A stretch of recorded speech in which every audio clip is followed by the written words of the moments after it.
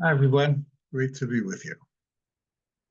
I was coaching a woman who was dating a guy for a short time, and then he told her, please don't text or call me anymore.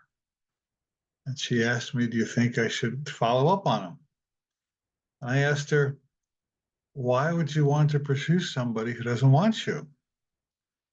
There are lots of other people out there who would want you. You could be with somebody who's eager and welcoming and excited about you texting or calling them. So why invest your energy in something that's not working when you could reinvest it in something that is working? So there's a phrase I heard a long time ago that I use quite often. It goes like this: rejection is protection, which means that if you hit a wall, it's not a dead end, it's a T. In other words, it's moving you in a direction that's more aligned with your highest and best interest. Now, a lot of us have been taught that if something isn't working, what you do is you bust your butt to make it work. And the truth is, sometimes that works, but usually it doesn't. When that happens in my world, I assume that there's something better that wants to happen. And the apparent end of the road is really a redirection. I was working with another client who is a professional seminar leader. And he's been doing programs for a long time. And he said, well, I've been doing these two programs for quite a while now. And for this new session, just a few people signed up. So I'm thinking about hiring somebody as a consultant to help promote and gather more clients for this new program, for the old program. And I asked him, do you, do you really want to do these programs? He said, well, frankly, no. He said, I'm kind of tired of them. They're good programs, but I've been doing them a long time, and I'm not really excited about them. And I asked him the next logical question: is there another program you'd rather do? He said, yeah, I just took this other training and I got some great ideas, and I like to build my own program around that training. I said, do you see how unexcited you are about the old thing and how excited you are about the new thing? He said, yeah. I said, well, that's significant. You should notice that. Because in my world, passion is a success magnet. And if you're not passionate about something, you're kind of demagnetizing it. And if you are passionate about something, you are magnetizing it.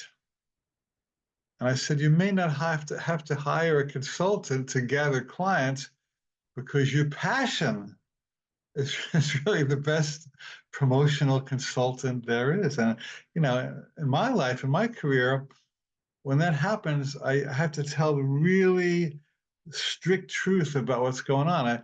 It's an old program. I'm kind of tired of it. I don't want to do it anymore.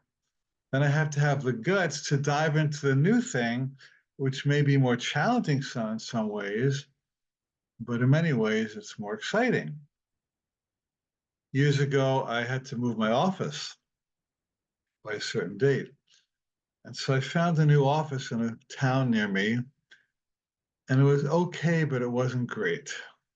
It was, the rooms are kind of small, it's kind of expensive, and it was on a busy corner. But I was kind of under the gun to move, so I told the agent I would take it. Well, a couple of weeks went by, I didn't hear anything from him. So I called him and I said, what's going on? He said, well, the truth is that the landlord looked at one of your books and he didn't like it.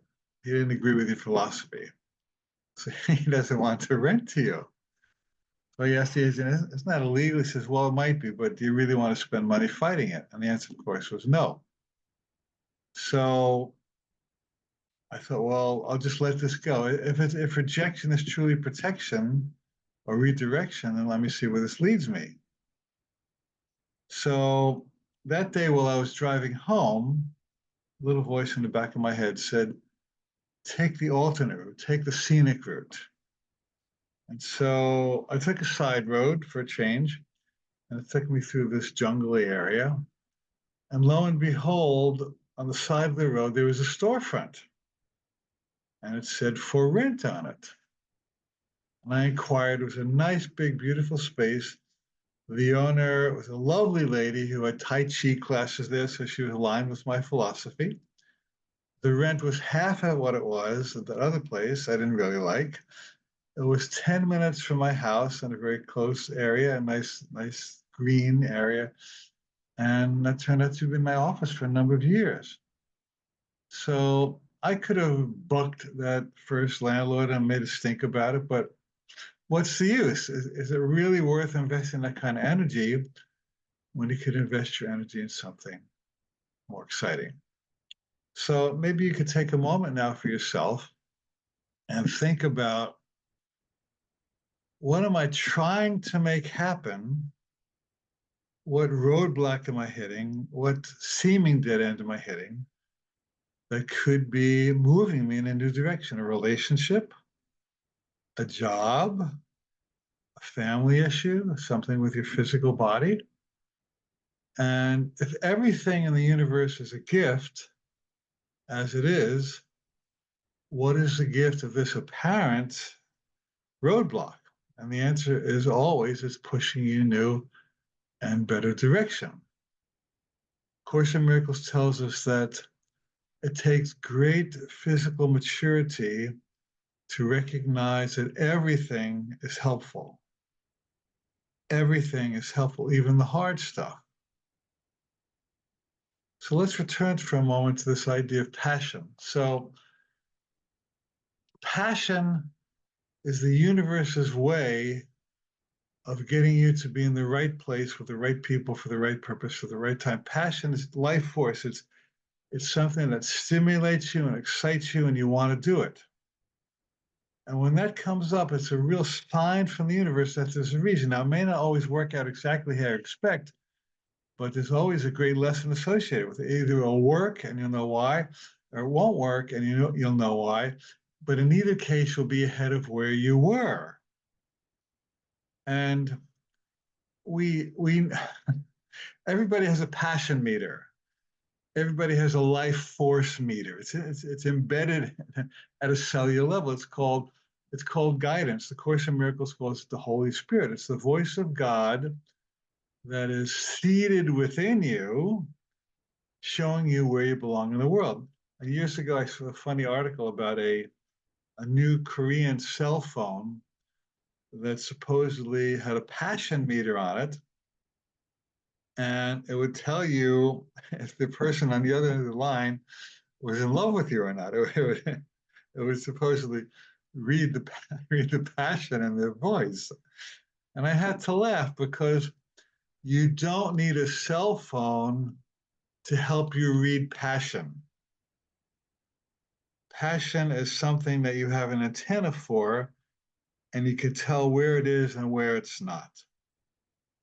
Now, in addition to monitoring my own passion, as an employer and leader, I have to monitor the passion of the people who work for me, with me. And everybody has to be a 10 at their passion in my organization, because otherwise there's a droop, there's an absence of life force. You have to be good at what they do and have to be excited about what they do. Otherwise, why do you want to work with somebody like that? So we used to have this lovely lady running retreats, running the kitchen for our retreats. She was a lovely chef, and she was a great chef. She would do this fabulous blow away client's meal. Like he would just be great. And I noticed over a couple of years, the quality of her cooking went down. She would do all this beautiful home cooked stuff and make luscious desserts. And then I noticed she was like bringing in cakes from Costco, which is a big, contrast from homemade, cooked, organic cakes. So I was honest with her. I said, you used to really do everything really super, but it seems like you're not really so present anymore with your cooking. It's not the same as it was. What's going on? She said, well, I got a lot going on and helping my mother, and I'm going to graduate school, and cooking isn't what it was for me. So I respect that. But if you're going to work with us, we really want you to be excited about it. We want you to show up. So she said, I'll think about it. So she came back a couple of days later. I said, I want you to really, I want you to blow people away for every meal. So she came back. She said, well, how about if I, sounds funny. How about if I blow them away for dinner, but I'll give them a regular lunch? It's kind of a funny answer, wasn't it? I said, no, that won't quite. I says, we want a 10 for every meal. So I let her go. And that was fine because she wanted to do other stuff anyway. She was kind of ripping herself off by being in a position that was not exciting for her. So it wasn't helping me and it wasn't helping her. We replaced it with somebody who was super. So that's how life works. You know, you have to, the level of your aliveness is the yardstick for whether you're in your right place or not. And so it takes honesty, doesn't it? Because it is tempting to stay in a known, quote, secure situation without confronting that you'd rather be elsewhere. You'd rather do something different, even within your current situation.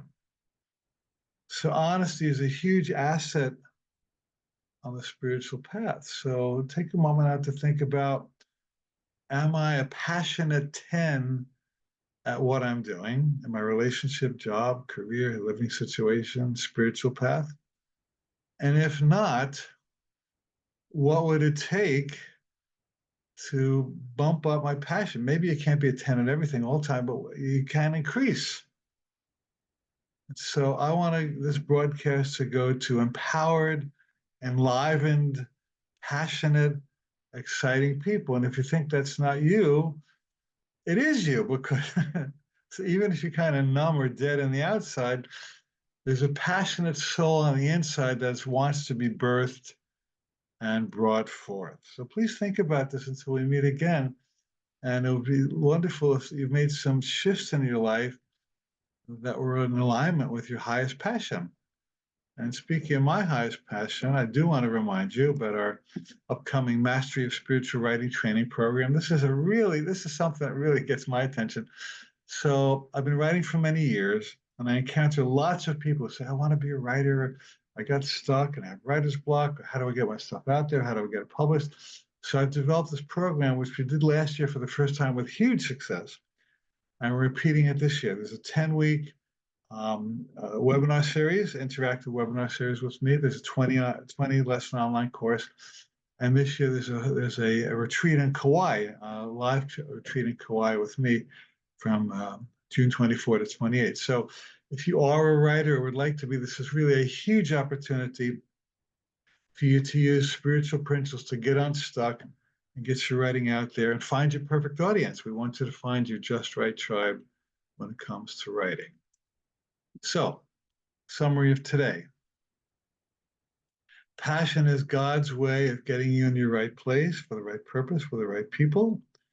If you're functioning at less than passion, it's a wake-up call for you to function with more passion. Monitor your passion and the passion of those around you, and invite them to be accountable to be true to their own passion while you are being true to yours. And when you can do that, when you set the bar higher for your own level of stimulation, your own level of aliveness, the law of attraction will take care of the details, because when I'm excited about what I'm doing, I attract all kinds of cool people and events and circumstances to support that. So you don't have to figure everything out. When you're clear on the what, the universe will help you take care of the how. Your only job is to be true to yourself, to thine own self be true. You've heard that for thousands of years. And I know that the people I'm speaking to on this video are enlivened, empowered, divine beings who are here to live your highest, most exciting, most expressive life ever. And as we all do that, we raise the vibration of the entire planet, and we literally become planetary healers. So thanks for joining me today. I love doing this with you. I'll see you again soon, and have a great time till we meet again. Love you lots.